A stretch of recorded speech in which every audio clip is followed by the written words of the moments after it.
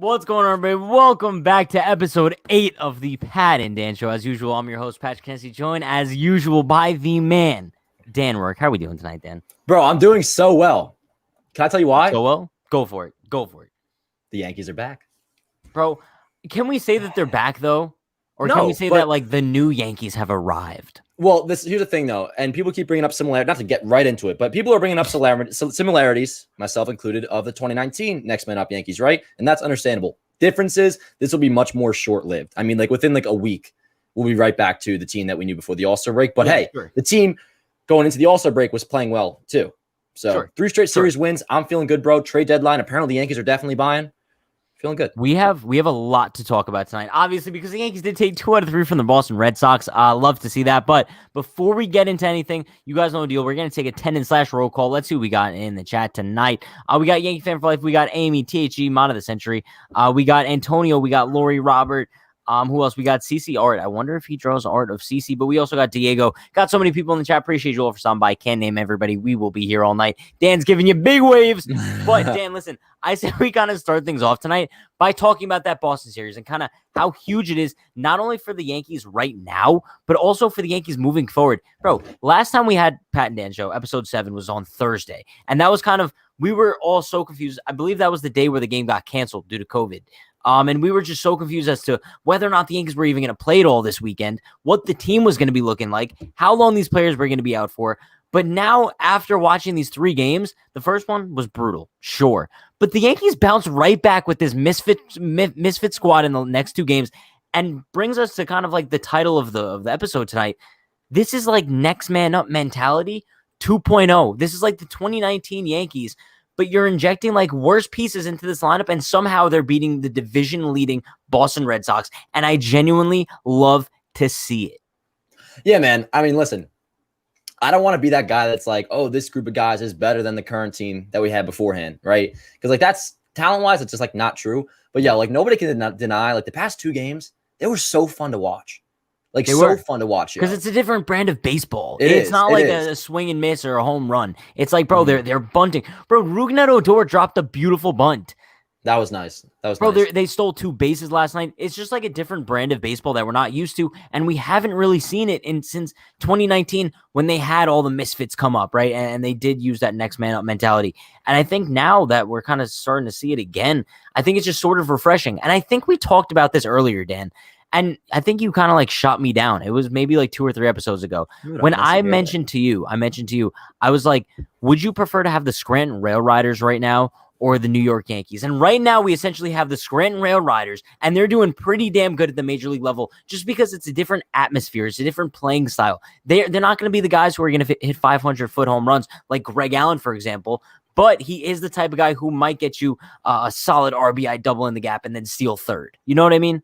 Yeah, I 100% get what you're saying. I still stand by what I said because I think the question at the time was like, who was it? Like, who's better, the Scranton Rail Riders or the Yankees? I think it was the Rail Riders outfield or the Yankees outfield. Okay, yeah, and I like very much so disagree with you. But listen, like a nice combination of the two, that will work. And I think we're going to see that because, you know, unfortunately, Tim LeCastro torn ACL, he's done for the year. I think Greg Allen's here to stay. I don't see him going anywhere unless they do get an outfielder. Right. So, I mean, he may be here to stay. And I feel like he's kind of the one that's stood out the most. No, Greg Allen. Yeah.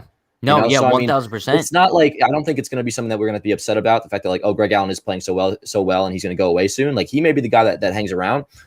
And listen, bro, like I think we're going to be getting into a Yankees team that like I feel like 2 weeks from now, we're going to have the best Yankees team that we've had all year by a landslide.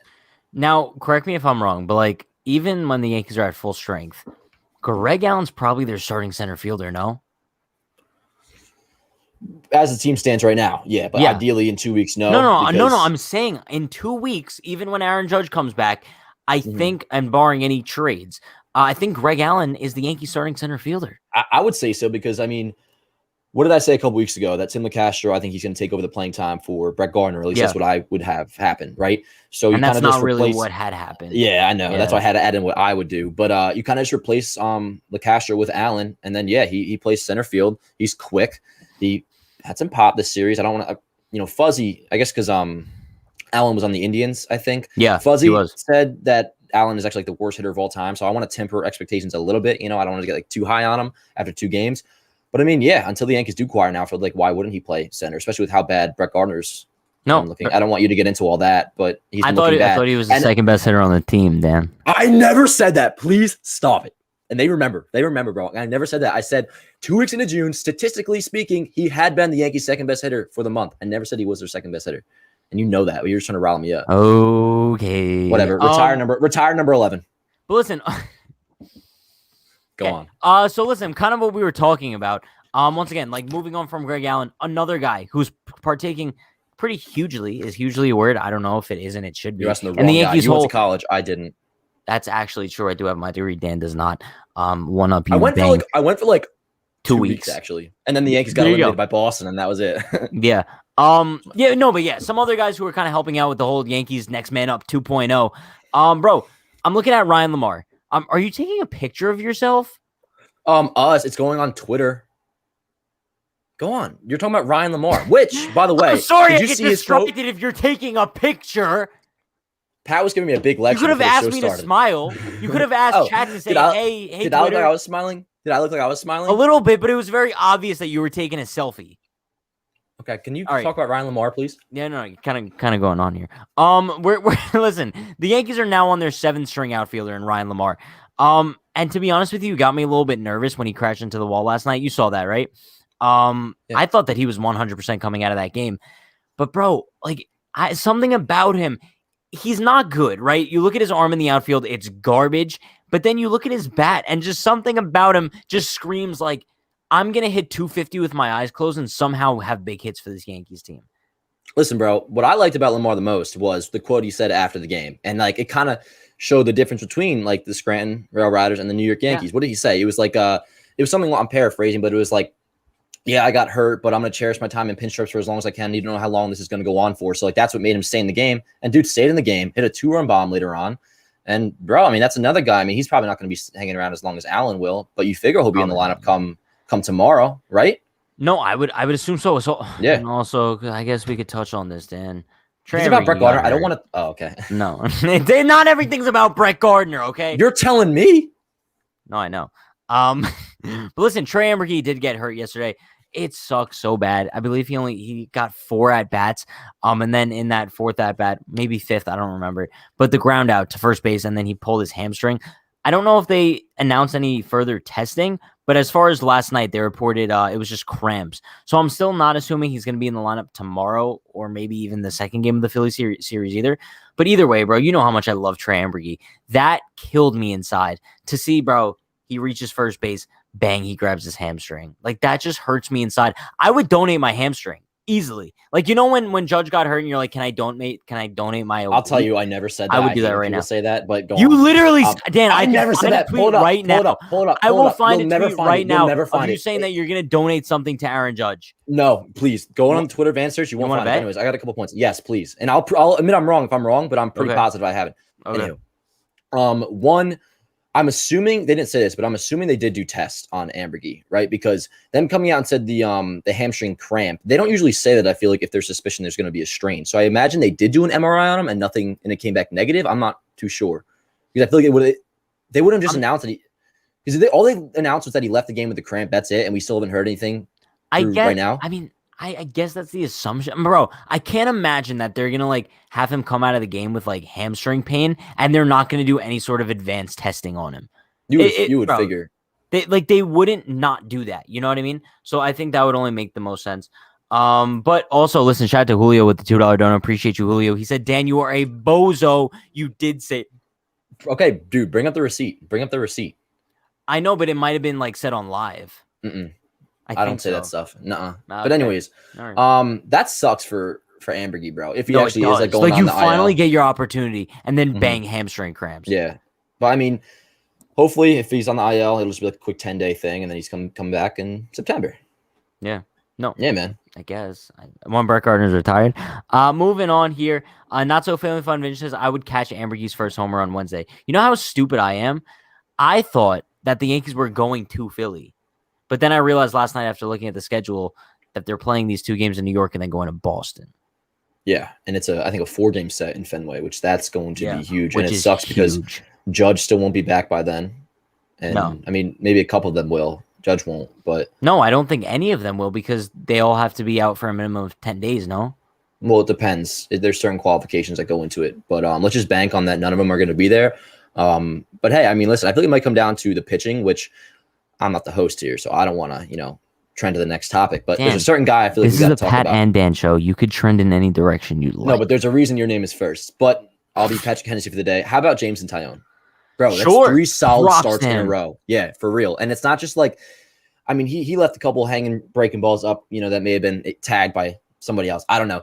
But 3 solid starts in a row, bro, where he's actually looked good. For the most part, he's looked good. And against 2 solid teams, Houston and against Boston. 1,000%. That's impressive, bro.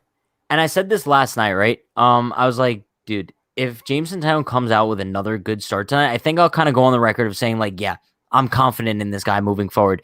I think it's a little bit disappointing that it took so much time in order for him to figure it out because, Dan, we know this. Going into the season, we knew that it was going to take Taillon some time to kind of get acclimated on the mound once again and kind of just get comfortable pitching in the big leagues. But I didn't think it was going to take this long, so I can kind of understand why fans got so frustrated with him as time went on and he just kept having bad start after bad start, couldn't make it past the 5th inning. But now I could say that I'm pretty damn confident in Jameson Taillon, and I think that could provide the Yankees with a key weapon going down the stretch if they're looking to make the postseason. Because right now, Taillon's your number 2. If you go out there and acquire someone else through trade, or Kluber comes back and he's awesome, or Sevy comes back and he's awesome, then you could kind of slot Taillon further down the rotation where I think he suits a little bit better. But as of right now, I think he's the Yankees' number 2. I'd say Monty would be the number 2. I only completely disagree. I'd say Monty's a number 2 only because he's still he's like when Taillon's been good, I guess you could say he's been better than Monty. But like in terms of consistency, like Monty's just he's a consistent quality start, it feels like, with a 4 to 5 run outing here and there. And also, I feel like Monty kind of has a temperament for a postseason outing, as we saw last year, whereas like he doesn't let things unravel. Like we've seen with Monty, even this past start, right, where he let it like 3 runs in the first inning or like 3 runs over the first 2 innings. And then like he bears down and ends up finishing with the final line of like 6 innings, 3 runs. I get it. So, but that's huge for the postseason. No, also, it is. But bro, you know what else is huge for the postseason? Consistency. Something that he lacks significantly. I don't know. I think Monty is like consistently like average in a way. I think the problem is that we look at Monty, and don't get me wrong, Monty shouldn't be the number 2 starter. And I hope this little stretch by Taillon doesn't trick the Yankees into thinking that they're good rotation wise, right?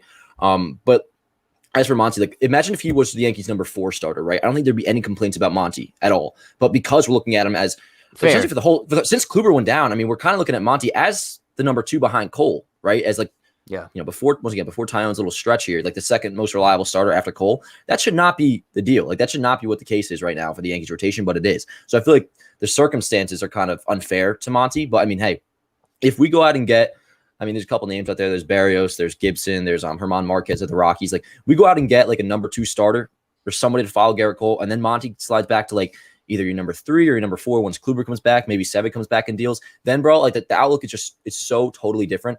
And I think I've been kind of saying this the past few shows. Like we need a starting pitcher, bro, like just as bad as we need an outfielder. Like we really do. Like if we're going for it, bro, if we're trying to make a postseason push here, like you cannot go into the postseason with Monty as your number 2 and then like maybe banking on Sevy to be some, I don't know, flash in the pan and either you're coming back from Tommy John surgery. And not to feel like I'm rambling here, but we bring up Taillon, like, and you said how it's taken him so long to kind of find himself, right? Like we got to expect the same thing for Severino. Like that's why we can't just like pretend Sevy's going to come and save the season, right? So like the Yankees, they need to go and get a starter just as bad as an outfielder. Bro, we've been firm believers of that. And saying that I'm not expecting anything from Luis Severino when he returns to the Yankees this season.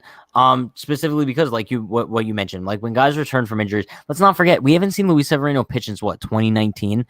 So I have zero expectations for him. But I think when you make the point that the Yankees need to go out and acquire a starter, I think that their best bet would be to find a team where they can acquire a left-handed outfielder and a starter in the same deal. Because for some reason, I just don't see the Yankees making multiple trades to acquire multiple big names. But if they are in the same deal, I could definitely see it happening. So that what kind of leads me to this here, Kyle Gibson and Joey Gallo. That's really what I want to get done. I think that obviously the package would have to be pretty hefty, but as long as you're not giving up as long as you give up anyone besides Jason Dominguez, I'll be happy with it. I'm so with you, bro. I am so with you. I was hoping you disagree.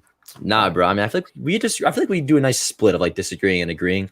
But Sure. yeah, I mean, the only thing I feel like that is unrealistic in that sense, because I'm totally with you, bro. Like I would pursue that hella if I was Brian Cashman, but I feel like the Rangers probably do want to deal them separately. You would figure, right? But yeah, I mean, if they can get them for here's what I'm comfortable giving up, right? I want to keep one of the shortstop prospects, whether that's Volpe, whether that's Peraza, but whoever you're keeping, Sure. deal the other one, right? And then we got a bunch of starting pitching prospects. And that's like the one positive that's come from this year, bro. It's been such a good year for the farm. They're projecting another two, I forget who it was, but another 2 prospects are going to enter the top 100 overall for the Yankees after this year. So it's been a really good year for prospects, and not a prospect hugger by any means. I really just prospect hugging Jason Dominguez. That's about it. So, I mean, like, besides him, like, be willing to give guys up. Because if you're going for it, go for it, you know? And that. No, yeah. I agree with Kyle those. Gibson, I mean, Kyle especially Gibson and Gallo, bro. I think that's the way to go for sure. I mean, I've seen people talk about like maybe like Berrios and Kepler. I don't think that's the way I would want to go with that. But I mean, we're kind of like on the topic of trade suggestions, right? Did you see that Max Scherzer is drawing interest from the Astros? I seen that. I also saw that dagger. I also saw that and I would much rather have this happen. I saw that the Nationals are actually willing to deal him in division apparently too. So I guess they might be like, if they're doing that, they must be full throttle selling. Because it's weird with the Nationals too, because they went on that little run. You thought, all right, they might have a chance at the East, you know, and then they just crapped the bed as of late. So because the Mets everybody might be on the run table. away with that division for whatever reason. The Mets just refuse to run away with it. But kind of like going back to the whole Scherzer thing, I wish that the Yankees could go out and acquire him. Like, bro, imagine Scherzer in the Bronx. And we talked about this. We were kind of talking about it a little bit more when the Yankees did face the Nationals and Scherzer pitched that gem in the Bronx. Bro, this is a dude that would honestly, like, there's no better number 2 in baseball behind Garrett Cole. Obviously, you can make the argument for some better pitchers. But I'm just talking like mentality, game-changing, like, presence on the mound. Max Scherzer's your guy. He's like the number 1, like, bulldog in baseball. Yes, that's what I'm saying. And that's why I feel like he'll age well. You know, it's like no matter how much his stuff declines, which I don't think it has really at all. Like no matter how much his stuff declines, like he's always gonna, I feel like, fight through. He's one of those pitchers where like even if he doesn't have his best stuff, he'll fight through his start, similar to how like Cole does and DeGrom does. You know, so I mean, like, bro, like I'm all for getting Scherzer. I don't want to get too hyped up about it because I just don't think it's gonna happen. You know, but like say it did, like I feel like all of a sudden, like we got him today, like we go to World Series favorites. To go to the World Series. No, I would probably agree, even though we are currently like 7 games out of the division. I'm not focusing on the making division, an acquisition like that is game changing. And dude, another thing that's if I don't get too into this, but like if we did get Scherzer, bro, like the advantages it has in like the regular season too is just so insane because like say we're chasing a postseason spot, we don't need to like plan our schedule around having Garrett Cole be our wild card starter because worst case scenario, okay, you have Max Scherzer be that guy, you know, like because Scherzer, it's essentially like with Cole and Scherzer, it's 1A and 1B. It's not even like a number 2 starter. 1,000%. You know, and but here's my thing, right? I think he has a no trade clause, I believe, correct? And he said he was only going to waive it if he was getting an extension involved in the deal, right?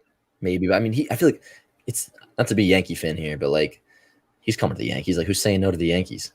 Is that being biased? I hate that. No, Dan. I hate that mentality because I'll tell you what. That's like I'm not saying a mentality that's so stuck in like 2000, where like everyone wants to come to the Yankees, everyone wants to win a World Series. But that's There's still true. No, it's not. There's zero attractiveness to coming to the New York Yankees right now. What would make Max Scherzer to be like, wow, I'm dropping everything just to go to the New York Yankees? No, there's There's absolutely something still special about winning in New York. But listen, and the pinstripes and the loyalty of the franchise. Yes. No, 100%. But listen, I'm not saying in like the Patrick Corbin style where somebody's going to take a discount to go to the Yankees. No, but like on an even playing field. And one, if the Yankees were to give up all that for Scherzer, they'd probably want to extend him anyway. So I don't think it would be an issue, bro. If Max Scherzer had an option right now, whether he's going to go to the Yankees or the Padres, you really think he's coming to the Yankees? I mean, extension aside? Yeah, everything aside, just picking what team he would want to be on right now. I would say I'm not sure what his like West Coast preferences or anything like that. I would say the Yankees only because he already won a World Series. If he hadn't won a World Series, then like, okay, maybe he wants to go to a team that's a little bit more favored. But I mean, listen, the Padres and the Yankees, like, I mean, right now it's looking like the Padres are going to be a wild card team. And the Yankees, bro, I'm sorry, the way they're trending, if they got Max Scherzer, like they probably most definitely would be a wild card team. I think Max Scherzer would want to go to the Yankees. Now you say maybe like, would he rather go to the Yankees or the Red Sox? Okay, then he probably would want to go to the Red Sox.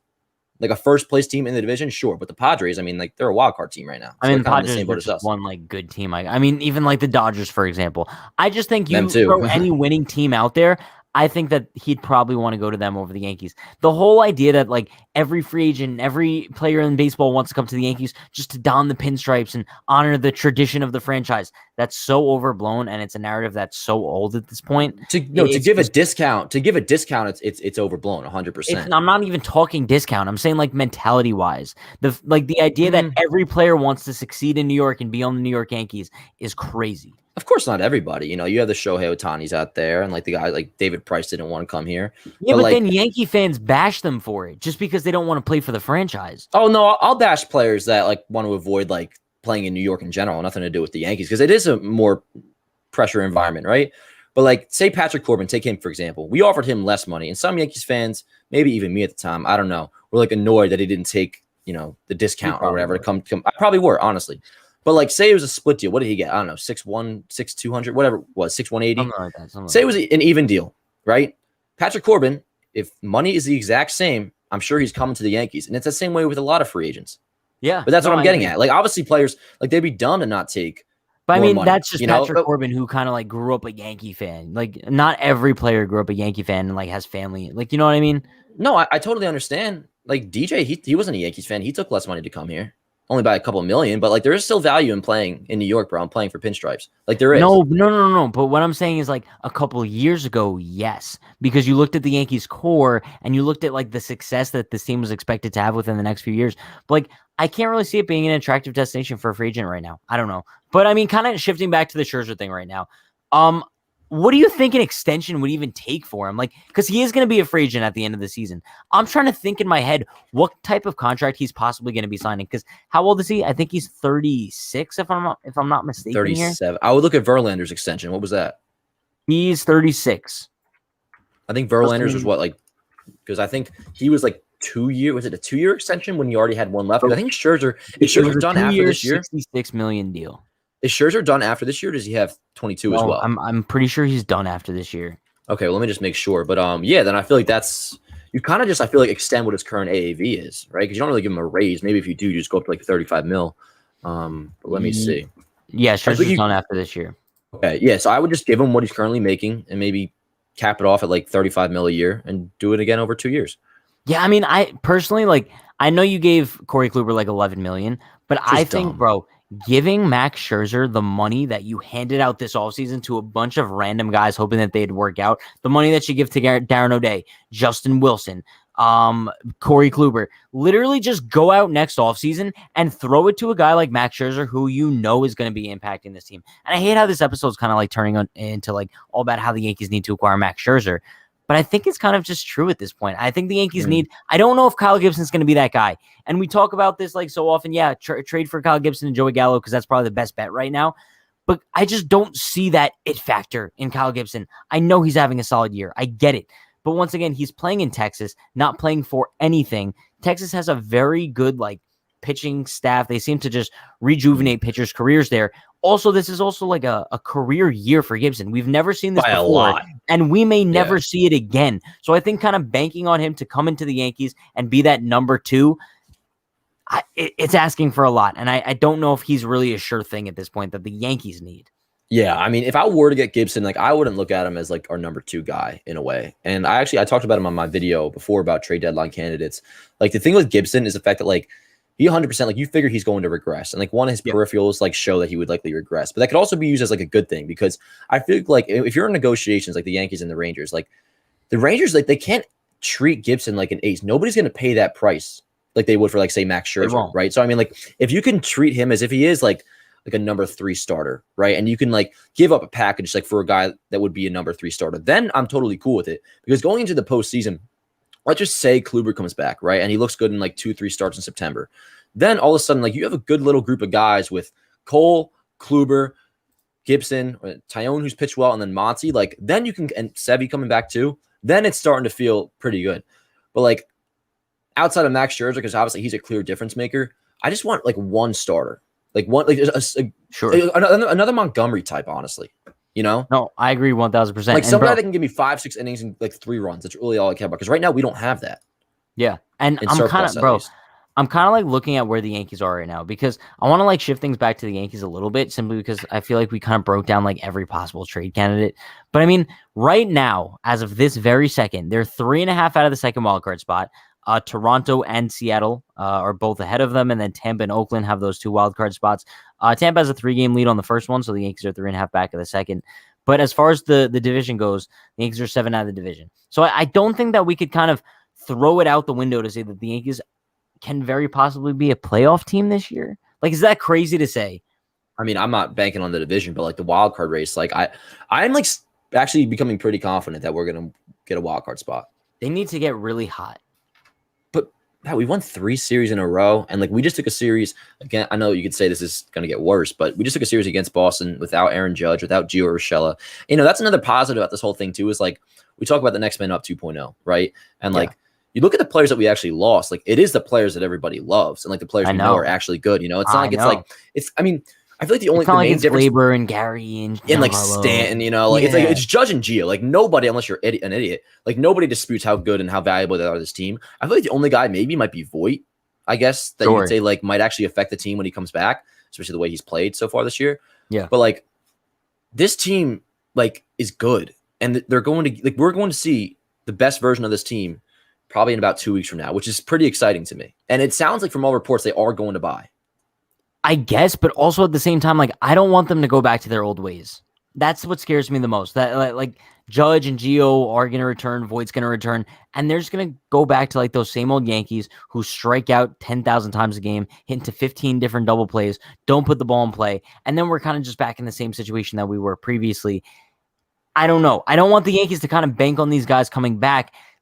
Listen, the worst possible thing that could happen is this Misfit next man up 2.0 team they sweep Philly, right? Sweep Philly, you win 3 out of 4 from Boston, and then by then you have Judge coming back, Gio coming back, Higgy coming back, Nestor's coming back, and then the Yankees are like, well, the team that we have right now is doing so well, and we're getting all of our guys back. We don't really need to make that impact deal at the deadline. That's the worst possible thing that could happen, and that's why obviously I'm rooting for the Yankees to do well, sure, but I don't want them to do too well because then I feel like they're not going to go out and get any reinforcements. No, that's totally fair, bro. They're going to do what do we always talk about? Like, oh, Luis Severino, that's an accusation. Luke Voit will treat him as an accusation. What's going to happen, and it's like perfect timing too. No, I know, but I think we're gonna get somebody this year. I'm more confident that it'll be an outfielder. I think it might be Starling Marte. Hopefully it's Joey Gallo, but I'll take Marte. Like I do think we're gonna get somebody, and like I don't know, like when we do, bro, like I feel like it won't be just us as biased Yankees fans that feel this way. Like I feel like around MLB, like around the American League, like we'll be looked at as a threat, and rightfully so. And think about it, we in 2019, bro, like we had the same thought. Remember, it's like, oh, once the regulars come back, what if we just aren't good like we currently are, like how we were in the beginning of 2019? We had all like the misfits, but we were good, right? So I mean, like we just got to bank on that. Before this happened, heading into the All-Star break, we were still playing well with these guys that are going to be coming back. So let me ask you a question. It's a good team. You're watching last night's game, right? No, Pat, I wasn't. Yes, of course I was watching last night's game. So you heard what A-Rod said, and it's very rare that I don't agree with A-Rod on something, but I couldn't disagree with him anymore when he said that the Yankees don't really have any place for Joey Gallo. That's just wrong. Like I don't even know if we have to address it or not because it's wrong. Like, we need an outfielder.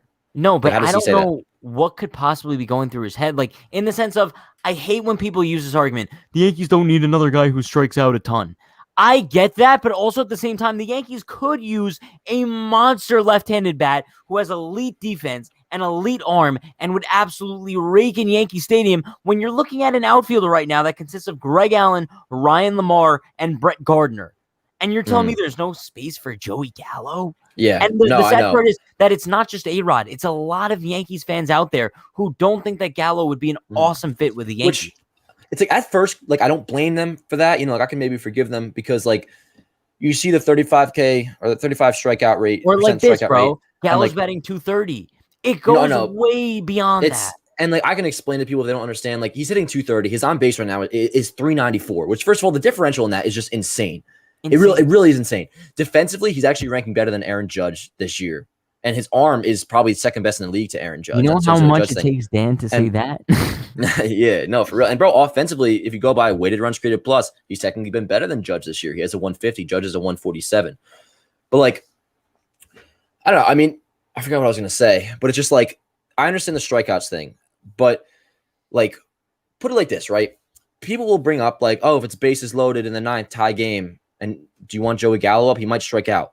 Okay, in a way, I understand that, but put it this way: with Joey Gallo in your starting lineup, there's a much higher chance it's a 7-3 game, and you're about to win because he hit a 3-run homer instead of it being a 3-3 game or a 4-3 game, a close. You know what I'm saying? Like Joey Gallo being in the lineup in the first place increases the odds that it's not a close game come the ninth inning to where you need a big hit with the bases loaded. You know what I'm saying? I hope I said that right. But here's my thing, 1,000%. And I do think that the Yankees could use a contact hitter over Joey Gallo, 1,000%. But you have to look at it like this. There's no Michael Brantley available in free agency. If Michael Brantley was a free agent target right now or trade target, I would 1,000% go after him instead of Gallo. But there's no one like that available unless you're going to go for Adam Frazier. And I don't think he's half the hitter that Joey Gallo is. So in that case, if you're giving me an option between Adam Frazier and Joey Gallo, I'm picking Joey Gallo 10 times out of 10, and there's no questions about it. Everyone's acting like, oh, we don't want Gallo. Just wait if the Yankees acquire him, and then all of a sudden he's hitting 500-foot home runs and you're in love with him. You know what I mean? Yeah, no, for sure. Only thing is with Gallo is there'd have to be some lineup reconstruction, I feel like, because the only thing with the strikeouts is that you can't be batting like Judge, Gallo, Stanton, Gary, Voit all back to back. That can happen. So I actually came up with the lineup the other day. I know majority of people wouldn't agree with, but I would lead off Gallo because he has a 394 on base. That'd be the highest on the team. Judge, I would bat second, and then third, I either put like DJ at third, batting third, maybe Gio batting third, just to split it up a little bit because you can't be doing Judge, Gallo, Stanton, Gary, Voit all back to back because then like you'll see some unproductive innings. Whereas like if you do split them up with a DJ or a Gio, like then I feel like it fleshes it out a little bit. You know what I'm saying? I guess. No, I get it. I want to bring up which isn't a problem. I know. Yeah. I want to bring up a couple donos that we had here. Listen, shout out to Ruben Cruz with the $5 dono. Appreciate you, Ruben. He says, I would in the offseason trade Chapman, Britton. I think you mentioned that. That would free up $32 million. Trade Hicks with a prospect to give up $10 million and let Gardner go too. I agree 1,000% with everything that Ruben said. The only thing I would disagree with is rather than doing that in the offseason, I would probably try to do that now. I don't know if you're able to trade Chapman and Britton now. You obviously probably won't trade Hicks now, but I think you could maybe find a suitor for Chapman and Britton, pull the trigger on those, and I think you also let Brett Gardner go too mid-season. These are things that they're not going to do. They would be off-season moves, but I think looking at the Yankees right now, I would do it 1,000%. Yeah, I mean, I'm all about that. I feel like if we can get Hicks off the salary by giving up a prospect, I feel like that's a no-brainer. I just don't know how realistic that is, but like I think we both kind of agree with everything the guys said. I would just try to do it now. I would try to get rid of one of Chapman or Britton this deadline. Yeah. Also, listen, shout to Rosie with the $3 don't unknown message, but I appreciate you. That's so nice, Rosie, yo. You're a legend. So legendary. So legendary. Dan, but there's also another point I want to bring up here. We were talking a little bit before about, like guys on the Yankees who are expendable, guys who are currently missing some time. Luke Voit's one of those guys. I don't know how much we've kind of touched on him this season, but I think we can kind of go on the record now of saying we're big fans of saying this. Luke Voit is injury prone. That's kind of like the only way of wording it. It's so strange because 2019, he had the hernia thing. You couldn't really knock him too much for it. I'm pretty sure he was on the Yankees bench in the postseason. Yeah, I think he wasn't on the roster. A lot of people do forget that Luke Voit played zero role in that 2019 Yankees postseason run. Edwin Encarnacion was their first baseman.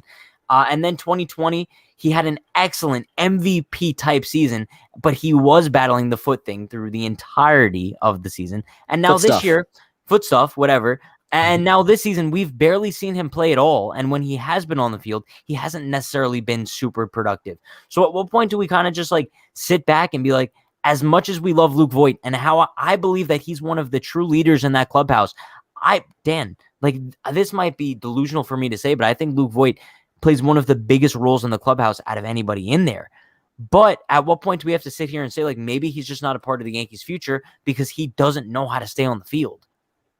Yeah, no, I mean, 100%. I like the idea of trading Luke Voit just for the fact that, I've said this for a while, because Luke Voit, he's just like another carbon copy of what we have so many of already, you know, with guys that aren't going anywhere. Like Judge isn't going anywhere. Stanton, he's not going anywhere. You know, Gary going to be here this year. He's going to be here next year too. So, I mean, like, I feel like if there's an expendable piece, like it is Luke Voit. You know, it's not going to be this season, but maybe after this year, you trade him. You can move DJ over to first, Gleyber over to second, get yourself a shortstop, you know? So I actually do feel like this is going to be the last year of Luke Voit. No, I would have and to I agree love him to death. 1000%. I love him to death. I love Luke Voit. And like you said, he is so good in the clubhouse. I think like it's important to have two different types of leaders where like Judge, he's kind of like a more like Jeter lead by example type, you know, whereas like Luke Voit, he's kind of like that, like, you know, that beefy rah-rah type guy in the clubhouse. And we know that's important.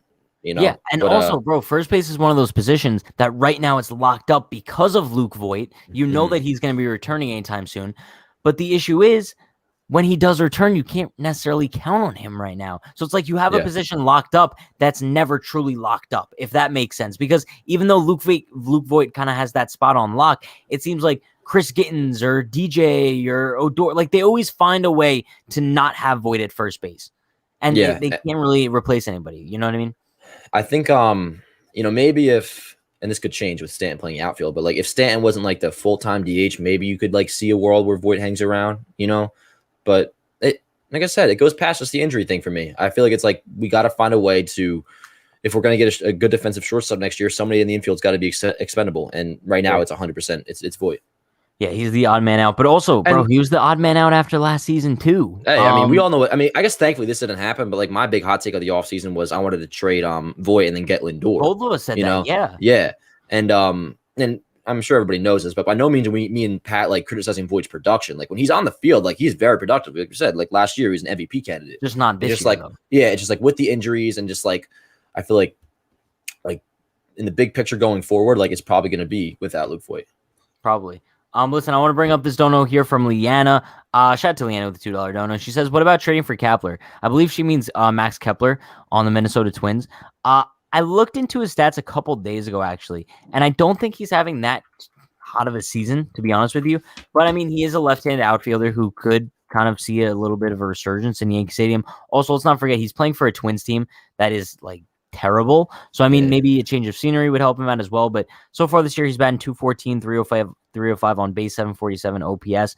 A far cry from his 2019 year, where he hit 36 home runs, 90 RBIs, 336 on base, 855 OPS. Which, yo, tell me if you agree with this or not. I think it's like with like the juice balls no longer being around, it's like I feel like it's hard to even look at 2019 production. It's so hard. It's like so hard whether it's Gleyber or like I was looking at like Jorge Soler the other day, bro. It's like 2019. Like what can you even put into it, yo? No, I know, and it's not even like 2019 with the whole juice balls. It's the fact that it's so hard to like grasp a sample size for so many players because 2019 you have the juice balls argument, and then 2020 was the shortened season. So it's like how can I examine a player's like most recent?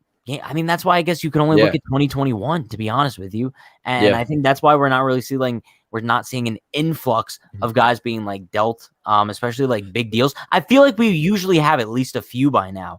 And we just only haven't have one. it. It's just Jock, right? So far, it's and Jock. That's not even like a blockbuster deal. That's the thing. It must be tough for like scouts and like the front office too, bro. Because like if we're having this issue just as like, you know, people behind a microphone, like it must really be hard to like put analysis into players, you know, because like what are they? Like what is Gleyber Torres, you know, like we talk about Gleyber Torres' value being like the lowest it's ever been. Well, like who knows? Maybe right now is the highest it's ever been, you know, or the highest it ever will be in a sense. Where like okay, he's bad right now, or you know, besides the last couple of games, but you figure he's going to get back to that 2019 form. But it's like, what if the balls were never juiced in 18 and 19? How good really will he be? You know, so no, I know that's interesting.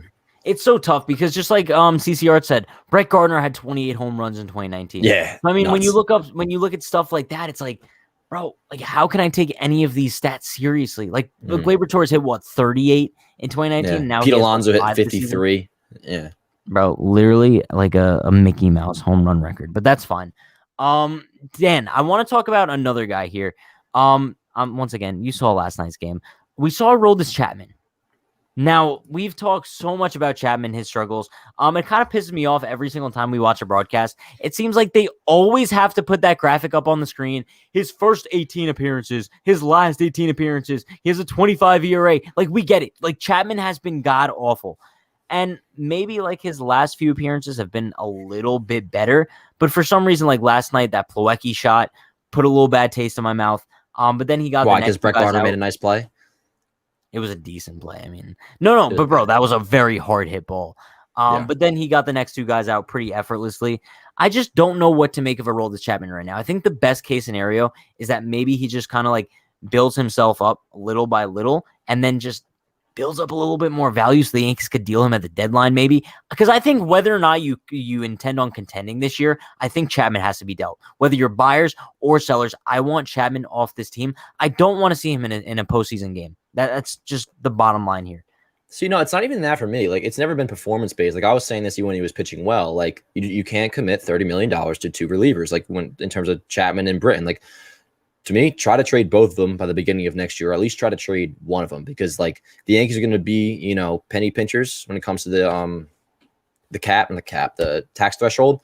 You got to get rid of one of them because they're averaging what? Chapman's 18 mil a year, Britton's 15 mil right now, I'm pretty sure. That, yeah. You got to get rid of one of them. And I mean, if I had to pick one, I guess I would get rid of Chapman, but like, it's not. I mean, but he's also the one who probably has more value right now. Who, Chapman or Britton? Bro, no, I would say Chapman. Like, despite his severe struggles as of late, I just don't think Britton has any value simply because he's like a Luke Voit right now. One, the injuries, and two, when he has been healthy, he hasn't been performing at like their normal level. It's a matter of like Britton doesn't have enough time to build his value back up because he'll get there. I mean, Britton's a stud. I feel like there's a lot of times where we're more confident with Britton over Chapman, right? Oh, but yeah, no, definitely. Like, the thing is with Chapman, like with last outing where he looked pretty good towards the end, and we saw that splitter again, right? He had a strikeout on the splitter, which was nice. He could have a good outing tomorrow and a good outing on Wednesday, and then like you can declare Chapman back. Like that's how quick it is with Chapman. So like then, yeah, maybe you could trade him. I just don't know if it's going to be. I'm not sure if he's going to build himself back up or get his confidence back quick enough for us to be able to deal him.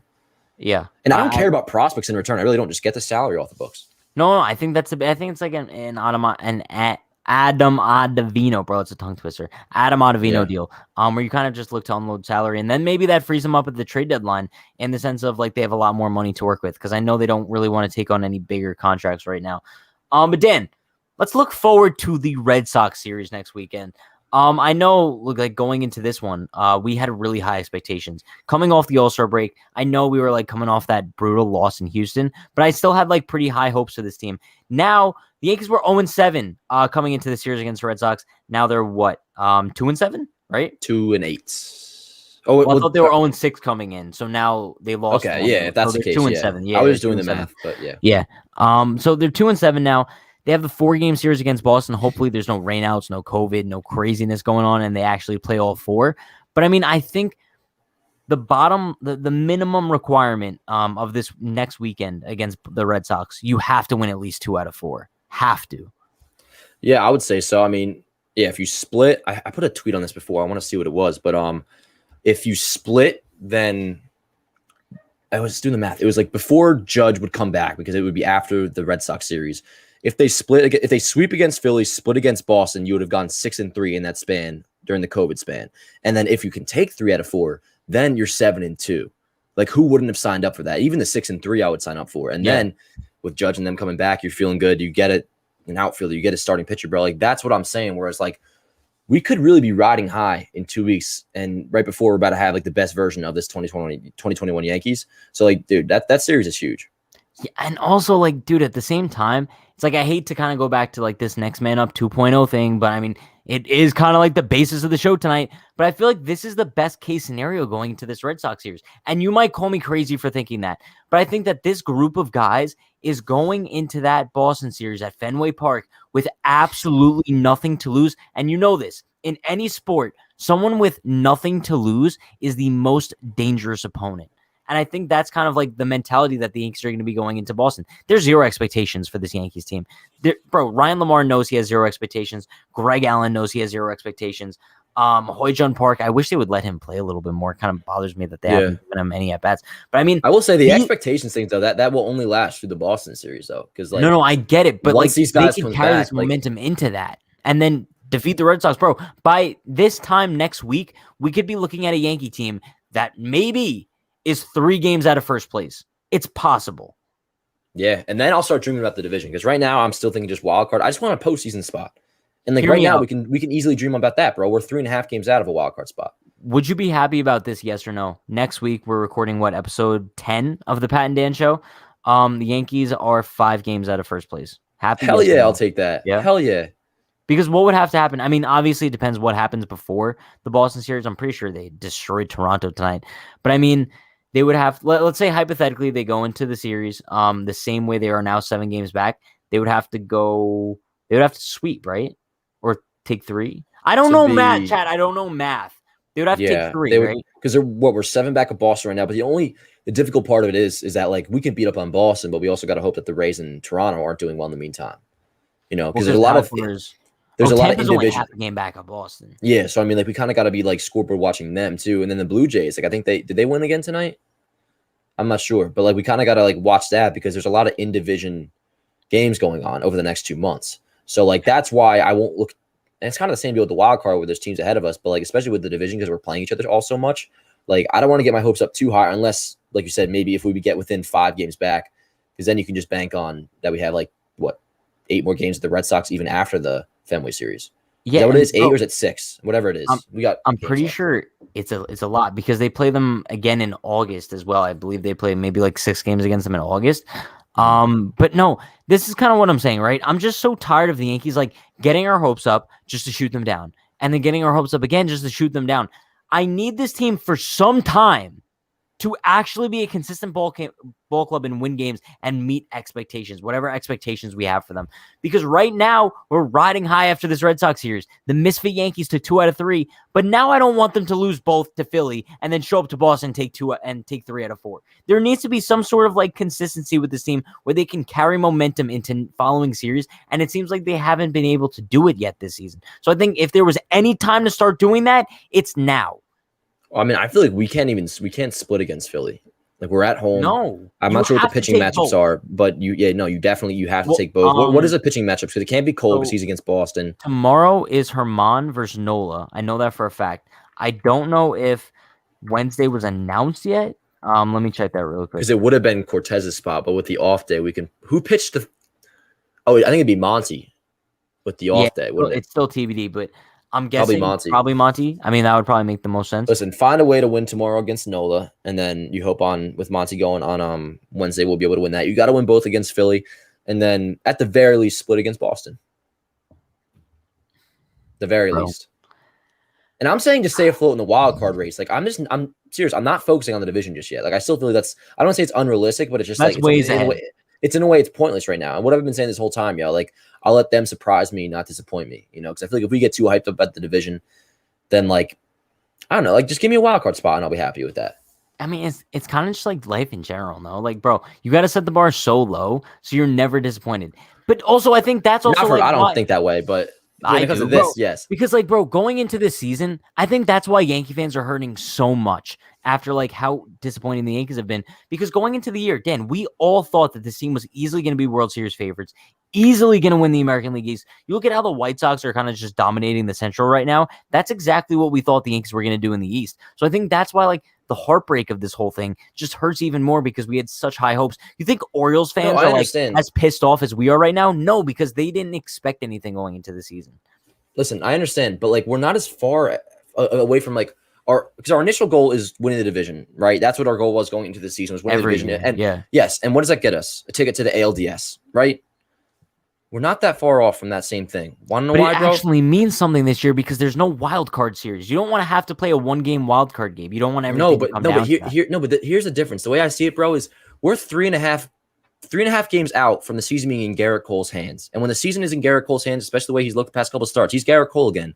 Then, bro, like I feel like we're as close as we can be to ticking that or punching that ticket to the ALDS. And that's the exact same thing that would happen if we won the division.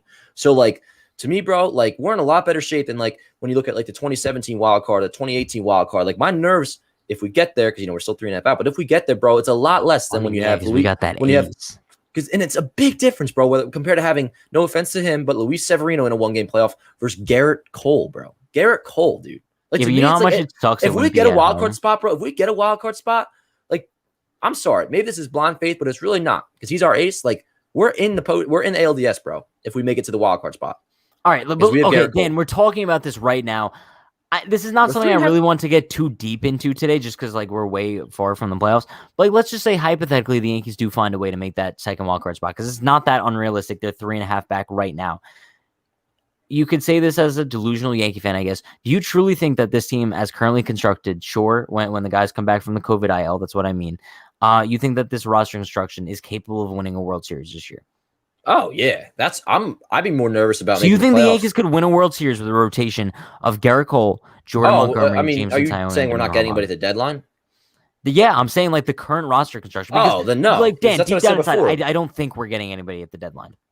Oh, I don't feel that way. But you remember what I said before? I said that we need a starter probably more bad than we need an outfielder. Like we can't go into the postseason with Jordan Montgomery as our number 2 or James Taillon as our number 2. But if we do get a starter, if we do get an outfielder, like once we get into the postseason, like then it is a crapshoot. Like just get hot, bro. But it is a crapshoot. But like what you need to do, and this is kind of like a message to Brian Cashman right now. What you need to do is like construct your roster in a sense where it doesn't become a crapshoot. It becomes my team is so talented that we're going to steamroll through our competition. And right now, looking at the Yankees roster, bro, in postseason past, we looked at the Yankees roster. We're like, we're better than the Red Sox in position A, B, C, D. Bro, which if I stand by. Oh, yeah, 2018 was still a catastrophe. Like, we should have won that series. But I'm saying, like, doing that this year, the Red Sox probably have us beat in most spots. I'd have to look at it, but like the way I see it, bro, is get us into the postseason, and there's something that's like I know, but I hate when people say that, like, just get in and then anything could happen. But it's I true. hate, but I no, it's true, but I hate that because you need to actually prepare for what happens once you get in. And the Yankees don't seem to be doing that. They're not, bro. They're not adding any sort of depth to the roster to prepare for that, and they never do. You look at 2019. But you seem to forget that. What I'm saying about 2018. You look at last year. They didn't prepare for the postseason. Look what happened. You can bring up last year, but like I don't want to hear anything pre Garrett Cole because it's a totally different scenario. But you seem to forget that is still not there. No, but what I'm saying is, if we don't go out and get a starting pitcher, we don't go out and get an outfielder. Like we don't even deserve to make the playoffs, and I won't even like get hyped about making the playoffs really if we go in with this current roster the way it's currently constructed. But what I'm saying is we have to get a starter. We have to get an outfielder. And if we do get that with Garrett Cole going in a wild card game, bro, I'm feeling, yes, relatively confident considering the circumstances. Like I'll tell you this. No, let me say this. If we make it to the wild card this year, and once again, assuming that we make the necessary moves at the deadline, I'll be feeling more confident about this team than I was the 2018 in winning the World team. Series. But I can't say I'm confident in any team winning the World Series because, like in baseball, it's not like that. It's not like it's like the Golden State Warriors when they were insane, and it's not like a team that you know is going to steamroll. You weren't confident in the 2019 Yankees to win the World Series. Oh, I was, but if we had an ace, it'd be a lot different. Were you not? No, that's what I'm saying. I was, but you're saying it's impossible to be confident in a team in baseball. Yeah, and 2019 proved it. No, not. Yeah, but we were still confident about them. No. Confidence. I mean, obviously confident, but I'm saying like there's a difference between like the NBA favorite to go to win the finals versus like an MLB favorite to win the World Series. You know what I'm saying? Like that's the big difference here. I forget what I was even getting at, but point being, the Yankees, if they make it to the postseason this year, get a wild card spot, I am more confident about this team and their chances to go deep in the playoffs than I would have been the previous wild card teams, 17 and 18, and obviously 15 too. Listen, you have the right to your own opinion here. I'm just saying, like, I think that the Yankees. Do you disagree with that? I disagree only because I'm looking at the New York Yankees right now, and I'm not saying like the lineup that they threw out yesterday. I'm saying that the lineup that they've had out there for the majority of the season, including like Luke Voit, Rougned Odor. This is just a formula that hasn't worked in years past, and I don't know why it would work now with a rotation that sure you have Garrett Cole, but it's all question marks after him. Like I don't know if I necessarily trust any one of those guys 1,000% going into a postseason game, as if you had a solidified number 2 or solidified number 3, kind of like what the Astros had when they steamrolled their competition. But I mean, that's why I'm just kind of saying I don't know how much I trust the bullpen. Like you're basically going to be counting on Jonathan Loaiza to be closing games in the playoffs because I don't know if Chapman's going to be doing that. So there's just a lot of question marks. Or Green, yeah, sure. But I mean, there's just a ton of question marks. We agree though in that sense because like I'm with you about that. We need to make moves. If we don't make moves, like I don't know if we are even making the playoffs. So like we don't disagree. No, but I think that they need to make a lot of moves in order to be like that confident World Series team. And you think once you get in, anything could happen. And it doesn't mean I'll be confident. I just think it's like it's worth our shot to where like if we make the necessary moves and we get into the postseason, like I don't think it's impossible for us to win a World Series. By no means will I be like confident. But bro, like it's never impossible for any team that gets into the playoffs. So like, do you think we should blow it up? Do I think we should blow it up? No. But what I do think, listen, I've said this multiple times at this point. I don't think that the Yankees should necessarily I think that they need to buy and sell at the same time because I think that that's really possible. Well, I think buy that for you could, what? like, bro, buy assets that are going to improve your team, like a Joey For this Gallo. year? Yeah, 1000%. But what's the point though? Like if we're not confident in this team, like should we even try to I'm make the not playoffs? confident in this current team because I think that you need to add pieces in order to make it better, bro. If you add like I'm if you totally add on like a lockstep with Joey you. Gallo and Max Scherzer, I'm 1000% confident in this team to win the World Series. But currently, I'm not. Yeah, we're on the same page. So we're on the same exact page. That's what we've been saying the same thing. Yeah, like the team is currently constructed. Like they're not a postseason team. They're obviously not a World Series team. No, but that's my biggest fear, that they're going to stand pat, and that's what we talked about before. Yeah, no, that would be horrible. One more thing before we do kind of wrap things up today. I saw a comment earlier on that I want to bring up, and I think it's an interesting scenario. Let's say like the Yankees have to pitch Cole in game 162 this year because that means whether or not they get into the wild card game. Are you still confident in that wild card game if they had to throw like Domingo Germán out there? That's what I would be nervous about. I would try to get Monty in that wild card game because then like I feel like it's just like the mental aspect of it. Monty, like I said before, is good with that stuff, but like. Also, like, I'd have everyone in the bullpen just in case. Because you just gotta hope that Monty starts. Yeah, you just gotta hope that we'd like mash like our way through whoever's starting for the opposing team in the wild card game. Because if we don't have Garrett Cole going, bro, it's like I don't even know if that'd be worth making a hype video for that postseason appearance.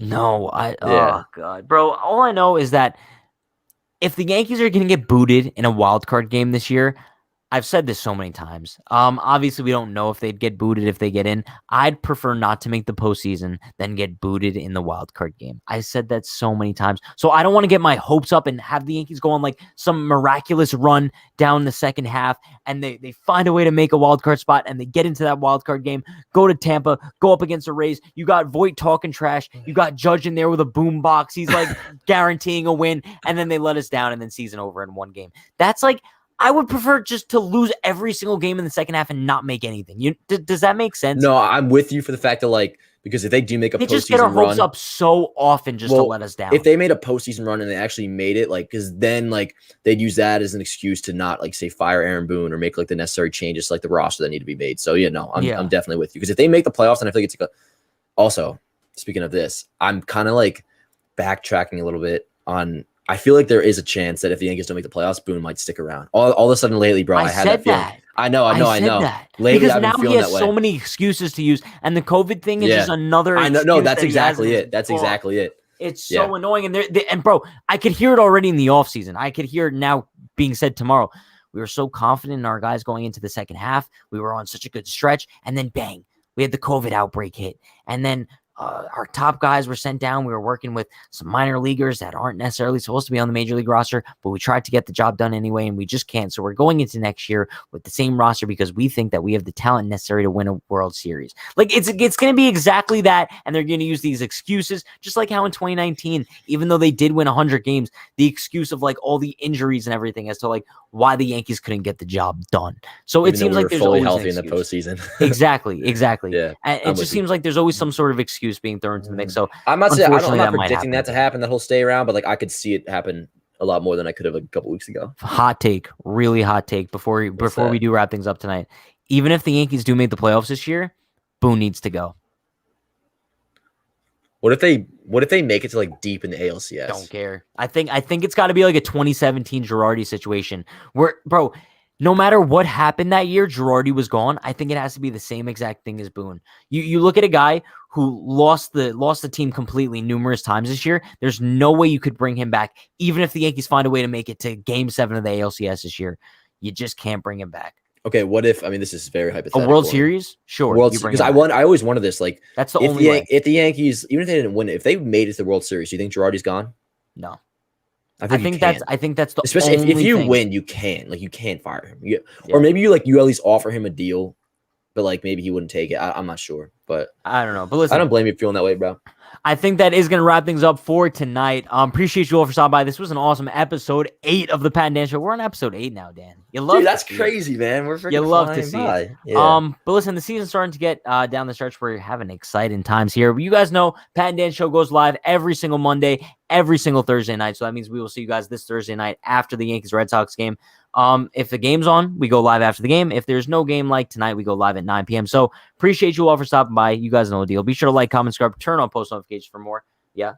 I think by the time the next show happens, I think I'll have trimmed my hair a little bit because I do kind of agree with him. My hair is a little, In the beginning of the show, they were saying they're like, Dan, you kind of need to trim your hair, and I think I'm getting there, bro. Because the mullet I got, covering your eyes ago now? No, I know, and it's so irritating, and like I don't want to brush my hair on TV or not TV, but you know what I'm talking about. Hey, somebody said nice hair. Let's end it with that. With that being said, we'll see you guys next time Thursday after the Yankees Red Sox game. But I will see you guys tomorrow for the Yankees pregame at 6 p.m. You guys know the deal. Stay happy, stay healthy, stay safe. We'll see you guys next time. Peace.